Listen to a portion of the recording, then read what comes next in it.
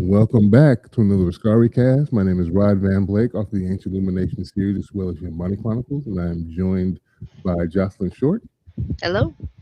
She is a graphic artist and illustrator, creator of a series called Bearers. She got the art book out now. She does all types of concept art and cool things. She does a lot of cover work for other people that are making books out there. There will be descriptions. Uh, there will be a link in the description of this episode once I upload this to Spotify with our websites on there if you are at all interested in our creative endeavors. Jordan hopefully will be joining us soon. We're just going to move forward and discuss. So, spoiler alert, we're talking about X-Men 97. If you have not watched the two episodes, 3 and 4 is what we're discussing today. So, Rise of the Apocalypse Part 1 and Rise of the Apocalypse Part 2, where we see, I think in the beginning, a young uh, El, was it? Ensamanur, which is his Apocalypse's real his government name, I guess you could say. Hmm. He's getting hemmed up by some, we know, a warrior sent by Rama Tut, which is a Kang variant. We're in the past now, which is weird. Before we even get into the episode, do you have any thoughts as to why he sent Forge to the future and then Bishop to the past? I know he mentioned like it was basically so that he could be with Storm because Forge is the thing with Storm, so he sent him to be with Storm. But Hmm. his power set is around building things. He can forge anything. Hmm. So I would think he would send him in the past because he could just make a time machine or make a device that would be able to have them travel and escape that time period if it broke. Because this comes up in with Bishop being in the past, Hmm. as his time machine thing gets broke, his time cuff gets Hmm. broke, and then they have to wait around and do stuff to make a new one when Homie could have just built one off top. Plus, with Bishop's power set being able to absorb and shoot energy blasts, Hmm. a lot of the weapons in the future are going to be energy based. And this is not my own thought. I've seen some videos of people talking about this just to get that out there. But I thought it was an interesting point. Like, he should be in the future to better battle the things that are going on in the future, which are going to be energy based weapons and more technology. Whereas I there's mean, no technology 3,000 something years in the past. here's the thing. You're probably right. I don't know that much about the Forge just yet. Yeah, Um, but from my understanding of everything that I've seen so far, there's a lot of ways in which this whole scenario could have went better, yeah, and and there was a lot of decisions that were made through these course of events, yeah, specifically in these two episodes, but how everything that followed went down as well. yeah, That just didn't have to happen. yeah, So yeah, I just feel like maybe that's just another decision. I to me it makes sense that Forge would maybe the sole motivation was just to go with Storm, yeah. you know. So He mentions it. He didn't mention it, but Bishop does because he yeah. basically is like, I figured you want to go here to be with your girl, so here you go, and I'm gonna go in the Mhm. past and do my thing. Mhm. Them getting sent, we find out from the previous episodes that Mother Askani, or whatever her name is, she was the one that blipped them into the different time periods anyway. How Mhm. the X-Men all got split up the way they did. She called them. I'm like, why'd you bring Magneto? Because he's the wrong. To me, we all like Magneto, but he's the absolute wrong dude on this mission.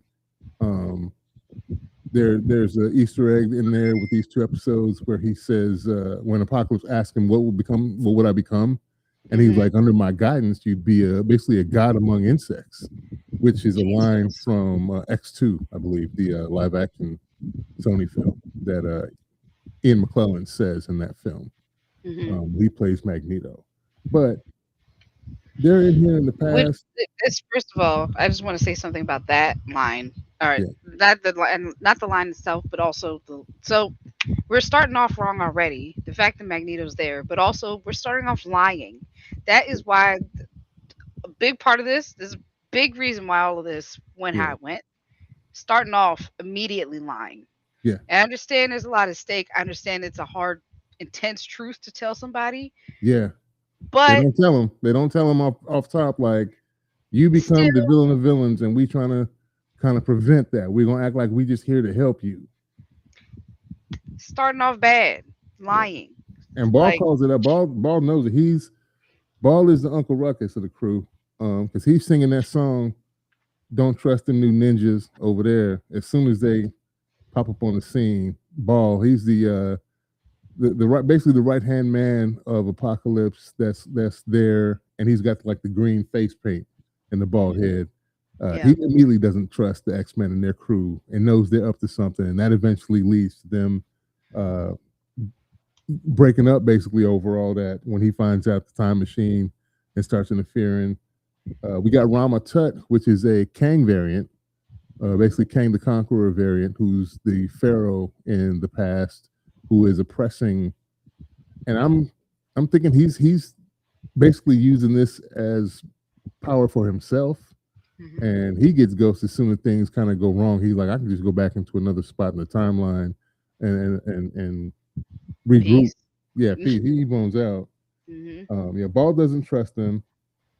Uh, Bishop, when he shows up to basically, this would have been a real short episode. When he shows up, gives them all like he has this one time cuff that he could basically take them as a group back to hmm the timeline that they belong on, and Magneto breaks it.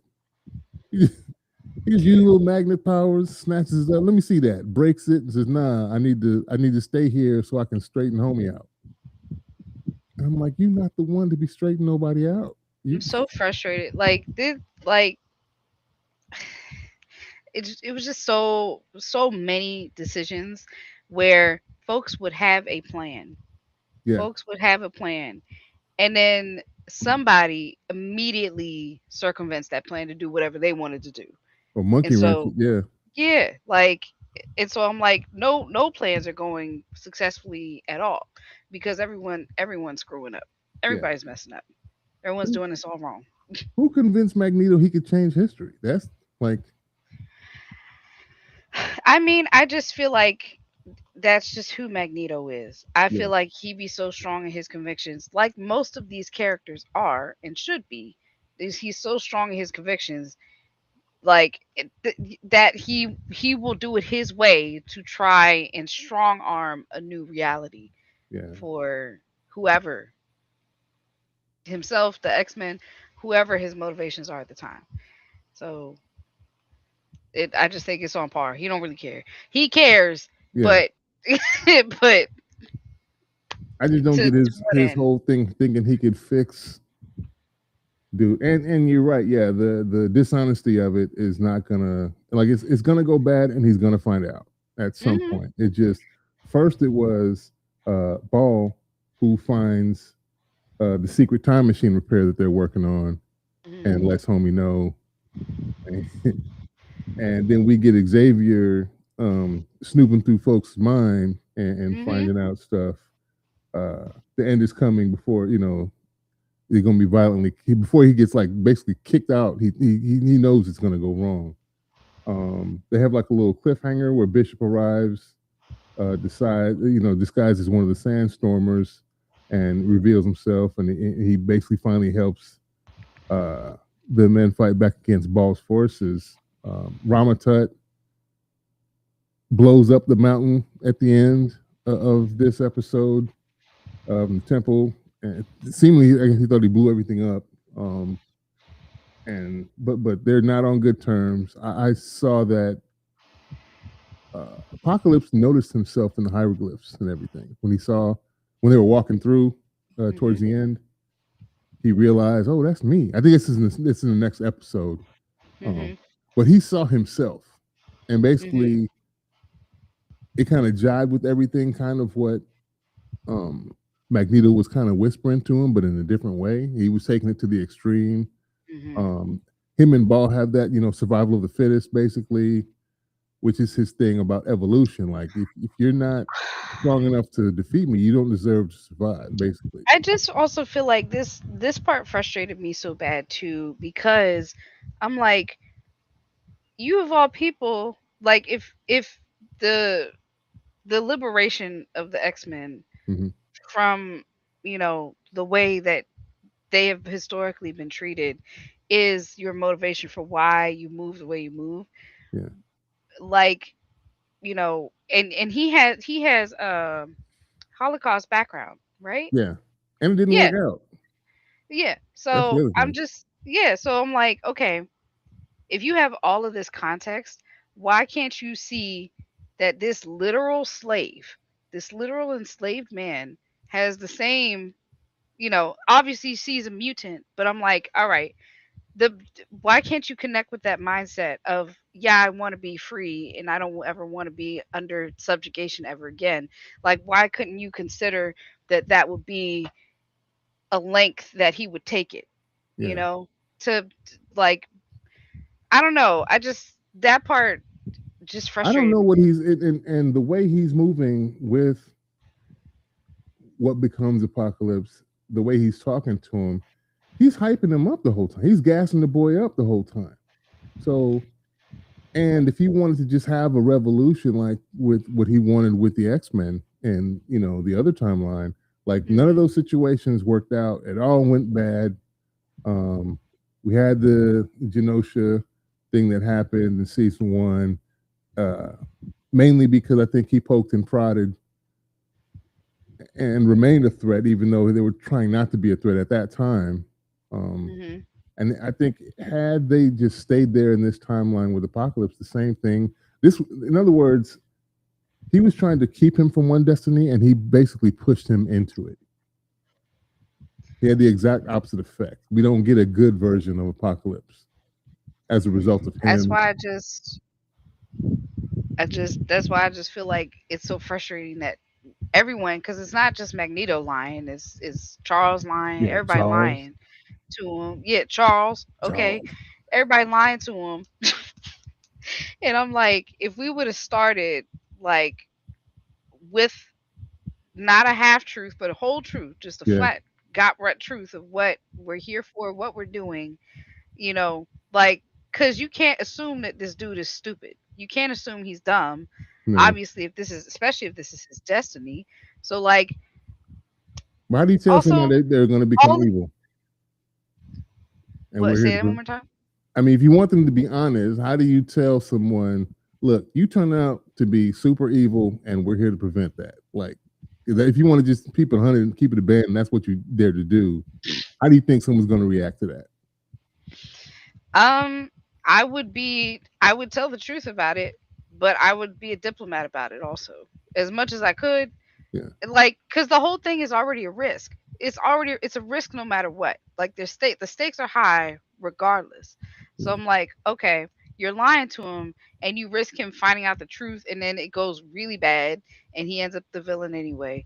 All right, what happens if you tell the truth? I'm not saying like it'd be a perfect scenario or that yeah, it wouldn't be challenging. It absolutely would. But I just feel like somebody, you know, I I felt like there was a whole mindset that he had about I will never be enslaved again that was driving him, yeah, that it didn't make sense to me that nobody else was really considering trying to relate to him from that standpoint, yeah. in a way to try and, like, dissuade him or just set him on a different path, or whatever, Yeah, that's what they were like. trying to do. I think they were trying to set him on a different path. I just don't know if they were going to be successful, no matter how. Um, I don't think this is a necessary nature versus nurture scenario. I think it may just be he is what he is, and regardless of how you roll the dice, at some point he gonna be that. Fair enough. Fair enough. I respect that. I don't know.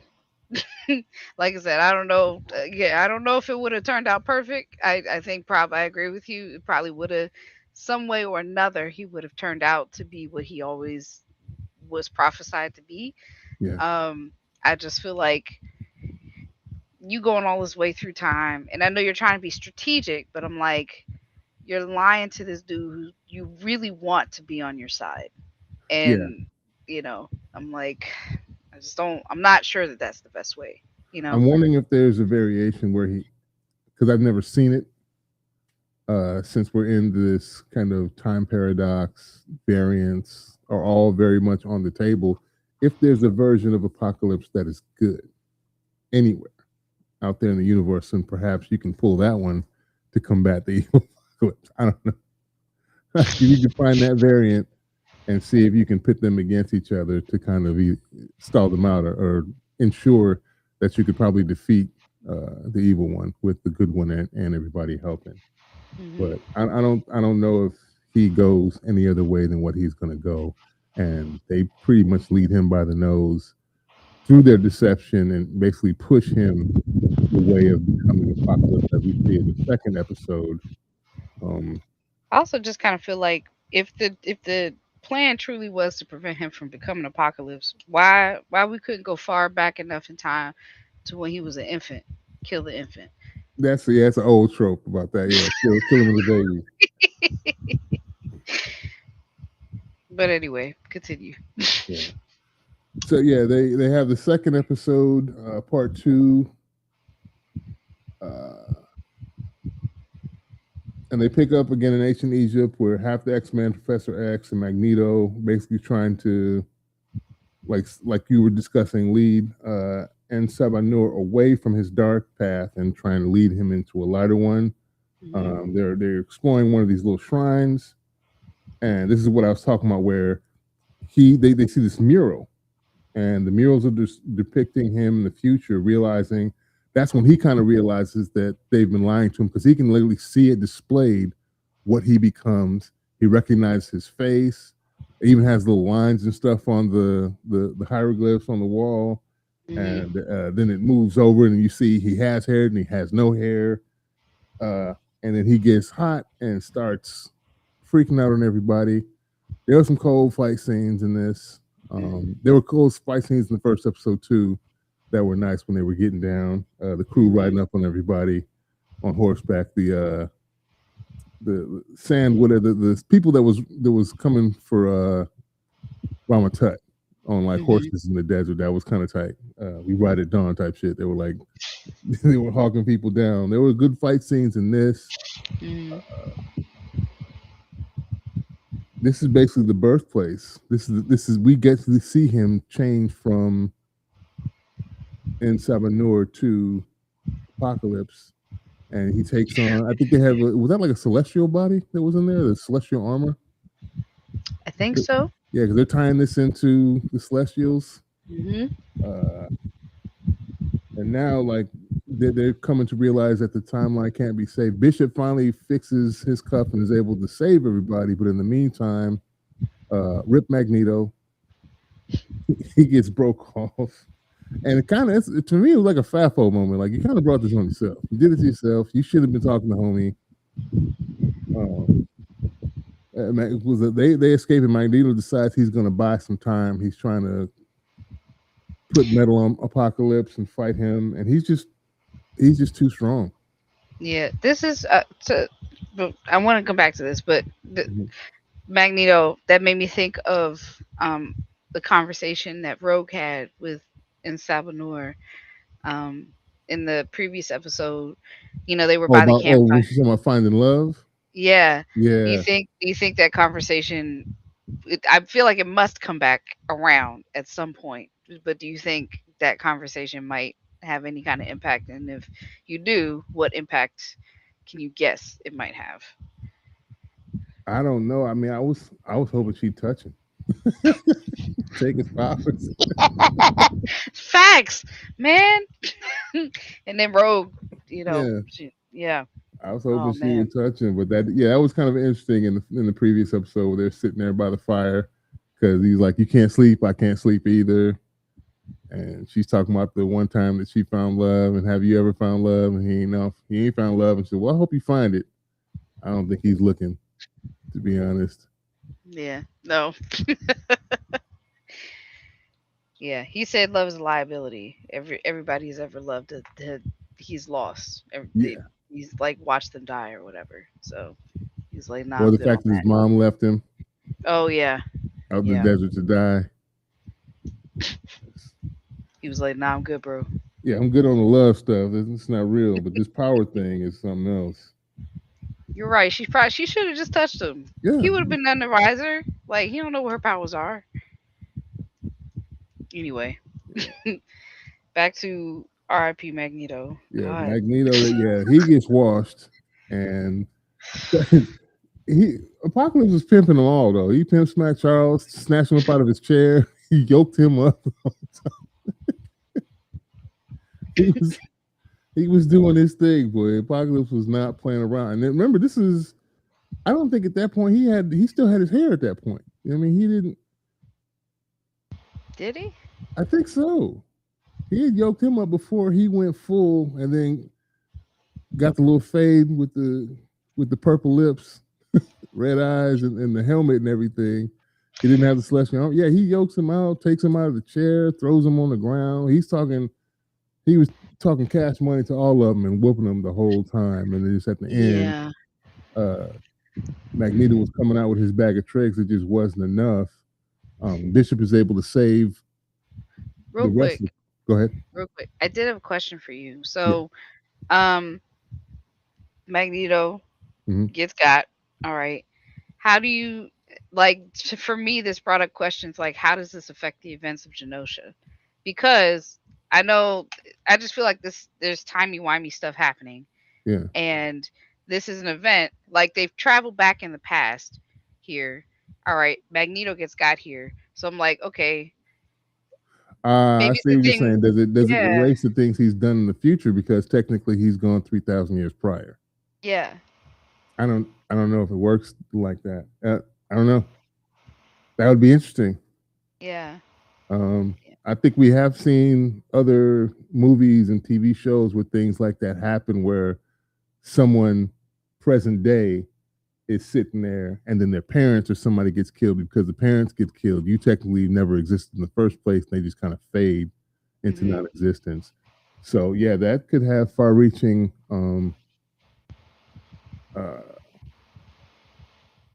implications. Yeah, implications and results that happen. But I don't because we kind of switch up the following episode um, because of the end credit scene in this episode. So we don't go right away back to what happens present day. Um, Hmm. they end up going to follow Wolverine, Hmm. his crew, and we'll get to that our next episode. That's basically, to me, it's like another Suicide Squad type episode, is what that was basically. Yeah, yeah, Um, so yeah, that's an interesting point to make. Yeah, if he's gone 3,000 years, then all the good, but also all the bad Magneto has done, is that wiped off the map? And then if that's wiped off the map, then is the opinion overall of mutants change mm, because he's not? That would be a cool thing to kind of explore, to see if it changes the results, because if he's killed off in the past, he's not there to have the influence in the future. And so when you come back to present day, it's all changed because he wasn't able to do the things that he was, you know, born to do. yeah. Because like as far as I know, and correct me if I'm misunderstanding, but I don't think we're necessarily working with different timelines. We're working on one timeline, and we're just going back and Back forth. and forth, yeah. Yeah. Because yeah, they're trying to circumvent each other. They went well. Mother Ascani sent them these two various places to try and defeat Apocalypse in two different timelines, one in the future, one in the past, to try and get him. And then he turns around, does the same thing. I got to go back to the '90s to try and stop them Mhm. from stopping him. So it's I'm not sure if they're gonna have the ramifications kind of stacked like that. That would be interesting though, but crazily complicated if Yeah. you're undoing things in various timelines, and people and things just don't come about because certain They're things just didn't happen. gone. Yeah, just gone, and or people didn't meet So someone's not born because these two people never even met in the first place. So what do we do with that? That it'd be interesting to see. I don't think they're going to go that deep with it. It would be cool if they did. Yeah, I mean, I hope they do, or at least just to show, like, get a glimpse of like that version of that future. Hmm. Because I feel like, that version of that future, Remy would be back. Like all these other people who had passed away at Genosha, Oh and yeah, you know, um, like they would be here. But I also wonder, because I know Charles and Magneto, even though they're opposed, they are friends. And yeah, so, and I know that they started in collaboration, like yes. to build the X-Men. So I wonder if the X-Men would have gotten as far as they have without him. Probably not. That's a good point. Probably not because he was initially like one of the first members until they decided that your methodology is not getting us to where I think we should be. So that's kind of where they parted ways. Hmm. And Magneto wanted to be a little more militant about how he went about freeing and advocating for the mutants. And Charles was trying to, go along to get along, and Hmm. he didn't like Charles when he did that. He like, they treating us like crap. We're treating us subhuman. We're technically superior to these beings, and we should be leading, not following them, and letting them do whatever they want to us because they're afraid. Hmm. And kind of with him on that, I just the methodology is not going to be the answer for me coming from a Magneto standpoint. Yeah. And so yeah, you get this little heartfelt kind of almost psychic goodbye from Magneto to Charles Yeah. when they escape, and then they pop back in real quick because the only thing left of Magneto is his helmet and some smoke. Like, That made me feel like extra bad just yeah, because like they were mentally connected during that moment. And yeah, so it made me feel like while, Magneto was being disintegrated, yeah. He like, vaporized him. yeah, he vaporized him, but like he could probably feel all of that. Like Charles could feel probably all of what was happening for him mentally, like in that moment. Um, I mean, and to be fair, in the next episode, they don't necessarily show that particular. They show him agonizing over it Yeah, and trying to replay and fix it, but like they don't necessarily show him replaying like maybe what Magneto was maybe physically going through, like mentally, that pain, like that the pain reverberating through his body or anything like that. You know, I yeah, don't know if what I'm saying is making sense. yeah. No, no. It makes sense if they were that connected that it's possible that some of that pain would transfer via their telekinetic link, and Mhm. Charles would really feel, what was happening in the midst of him dying. It would traumatize him further. But Yeah. Apocalypse is nothing to be messed with. It also just made me mad too, cause like, and I know in the final moments you probably would say I'm sorry and I love you or whatever else, but I'm like, we have to say sorry. If somebody would have just stuck to one plan, Yeah, it's it didn't have to go like this. yeah. We could have just did what we was gonna do if you just let us go to the present day, and we can regroup there. Then maybe you wouldn't be vaporized right now. Like, we had a plan to leave. We were trapped here, Hmm. and he just got a wild hair that he wanted to do something, and he was going to stick around and do something. And the fact that he forced everybody else to stick around with him, that was the thing too that kind of irked me Hmm. when Magneto destroys the time cuffs. Like, you not only stranded yourself, but you stranded the rest of us now to try and figure something out, and it's going to delay things before we can go back to present day. Yeah, but you know what? That I mean, this also in general speaks to like Magneto's key flaw with his methodology, which Yeah, there's a layer of subjugation to it, you know, across the board. I feel, in my yeah. opinion, yeah, Yeah, the like character has that stubborn streak where it's all or nothing with him, and there's very little compromise. yeah. But what I mean is eh, like yes, and like he has to make everybody has to do what he's doing, but also L, what is it, L or N Sabanur? I can't remember. It's Um, N. in Savanor. Yeah, All right, his perspective in trying to help him is like under my tutelage, yeah, under not my guidance. right under my guidance, not in partnership, not like let me tell you what I know, so you just free knowledge. It's a Yeah. quid pro quo, but not even really. It's I want to tutor you so I can use you. For me, the And rest of the crew is not vocal enough to me mhm because, to your point, Magneto and all of his various interpretations that we've seen can get a little megalomaniacal. mhm Like that's the last person I want taking a young apocalypse under the wing because as you can see, he's stronger than you are, and you can go way left. And if he goes way left with you, y'all go way left together. Um, and it kind of went that way anyway, even though he didn't go with him. But because of that, he ends up stepping into the shoes and going onto the path that you were trying to avoid. mhm And you are like, till he dies, he can't really deny that he's the catalyst that did it. You could have just went back to your timeline or your place in the timeline. oh, sorry, hang on one second. He did.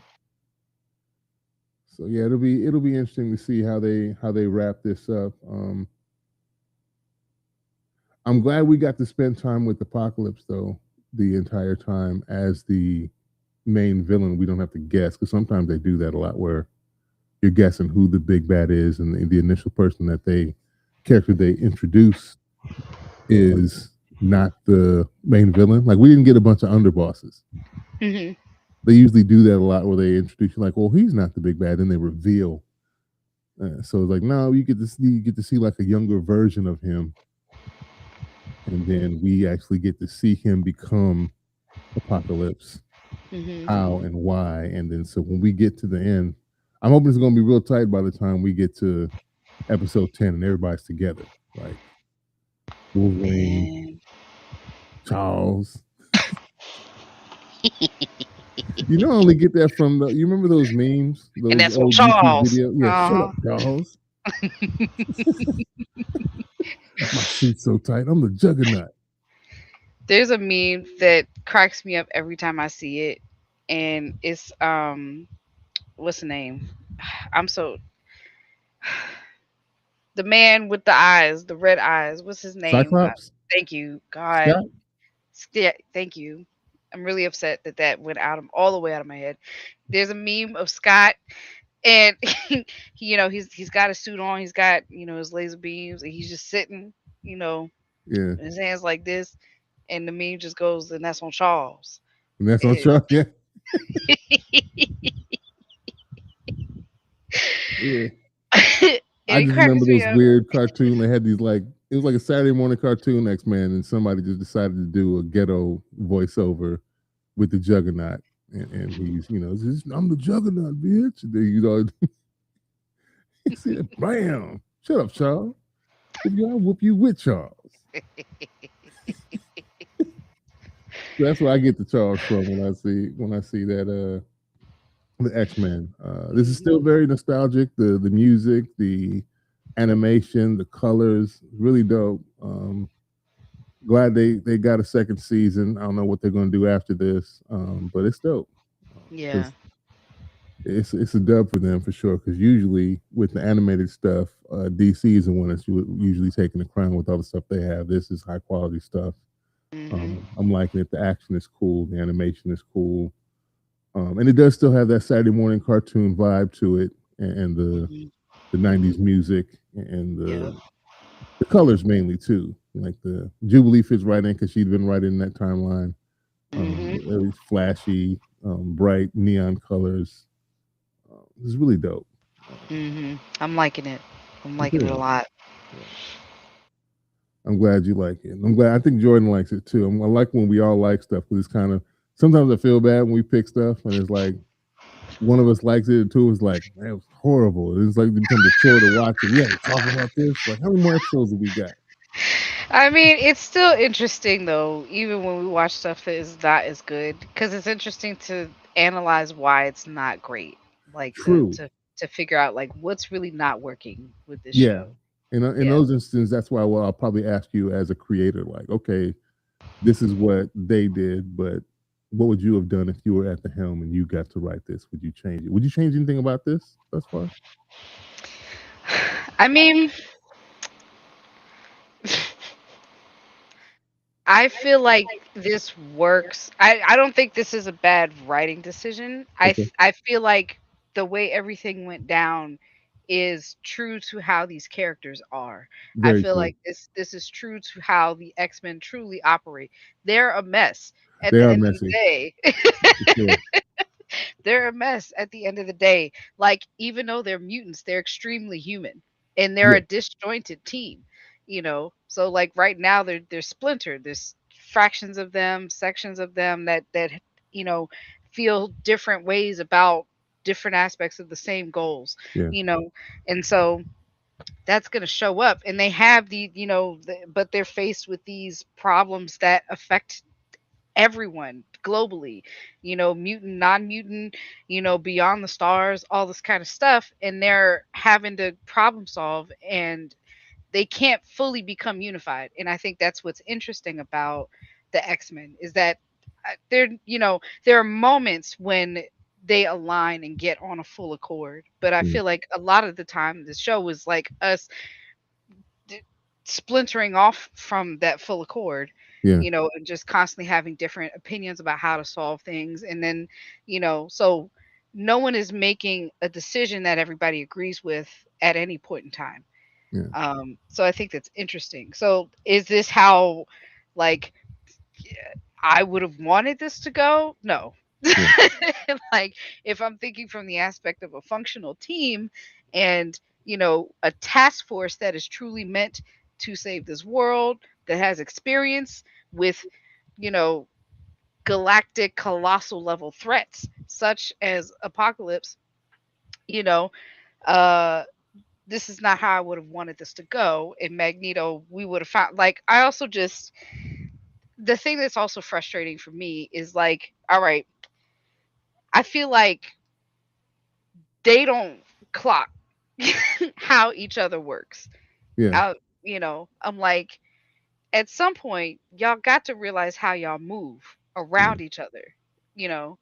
But I don't know. I'm like, maybe that's a part of, I don't know if charm is the right word, but just a part of like what is interesting about these characters is because the X-Men they're all mutants, and so like what outside perspective can they really get on their own behaviors, yeah, you know? So I don't know, maybe they're not self-aware enough to like really look at each other with a clear eye and be like, well, it makes sense that he would do this, or it makes sense that she would do this, or like, I where are our strategists that can predict and see and like see 10 steps ahead? I feel like that's Beast, but are people really listening to him? You know, I don't know. So, like, these characters are interesting. I think everything went based on how these characters operate and them, like, either not accepting how everybody operates. Because I just feel like if you knew Magneto was going to be a part of this, you had to have assumed, they know that they can't trust him. But I'm like, okay, let's take it a step further. You can't trust him, but what does that look like? He's gonna throw a monkey wrench he's gonna monkey in wrench you. all our plans. So Yeah, like, he really can't come. This is the plan that we've all talked about. He can't come. And if he can't come, we have to prepare for him to show up and strategize around how do we interrupt him showing up. Like, that's the strategy I'm missing and that I get upset when yeah, it's not there. But I'm like that, so I don't know. yeah. I I don't don't know if I necessarily would change it. I, I I understand why they did it, but I probably would have flipped to make more sense. Forge and Bishop in their destinations in time, just because their power sets match up better to be able to bring them out of those situations. But obviously, they make it anyway, so there's that. Um, I'm interested to see what happens with the Kang variant, Ramatut, where he goes now, because he blew up the mountain thinking he killed everybody, and then figured, well, uh, I guess I'll try and catch him somewhere else and be able to manipulate and change because he's basically using him as like an energy source or something. He's trying to use Apocalypse as. So maybe he's going to try. I'm wondering if he's going to resurface down the line because he's not the main bad, but he is a bad. So you don't know what Yeah. he's cooking up on the side. It'll be interesting to see if they do anything with that or whether they just leave that out there so if they want to pull it later for if they have a season 3, maybe he'll come back. I don't know. And maybe they'll use some of the writing that they weren't able to use with the live action stuff with Jonathan Majors because they fired him. And so they can use the animated version of that. We can just take that writing in those scripts and bring them to the animation. I don't know if that's what they're going to do, but it would make sense because it would be a good use of already attained resources, so I don't know. I don't know either. Man, it'll be interesting. Any other thoughts on these two? Um, no, I'm very sad. I'm very interested to see how Magneto's death reverberates. Like, Yeah, what's the impacts of his death? Um, you know, I yeah, that's all I got. yeah, it's all good. Well, thank you for taking the time out of your day, chop it up with me about these things. We will look at the schedule and see when the next time we come on and talk episodes 5 and 6, and then 7 and 8, and then wrap it up with 9 and 10. You said it's only 9 episodes in this one, right? Okay. Well, I see we had a lurker out there. Thank you for taking the time out of your day to listen to us chop it up about these things. Like I said, the episode will be uploaded to Spotify, and there will be descriptions in the links in the description, excuse me, that will have our websites if you are at all interested in our creative endeavors. And we will talk to y'all next time. Y'all. Later.